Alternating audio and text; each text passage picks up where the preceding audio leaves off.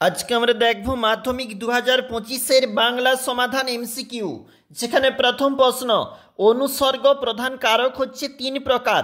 বুলবুলিতে ধান খেয়েছে। বুলবুলির সঙ্গে তে যুক্ত কি কারক? কর্তৃকারক। কোন সমাসে উভয় পদের অর্থ অক্ষুণ্ণ থাকে? দ্বন্দ্ব সমাসে।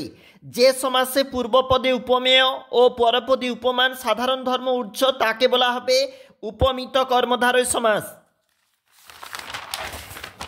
পরের প্রশ্ন দেখো কি বলেছে, তবু লিখছে, লুকিয়ে লিখছে। যেখানে বলেছে এভাবে লেখার কারণ কি?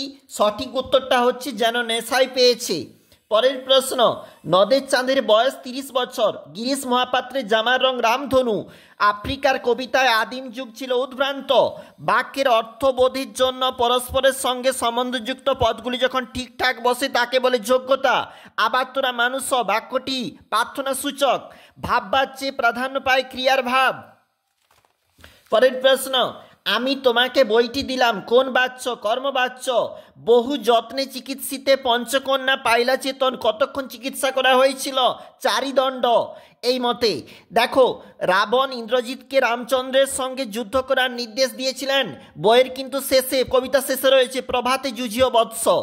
বিখ্যাত লেখক শৈলজানন্দের ফাউন্টেন পেন সংগ্রহ 2 ডজন।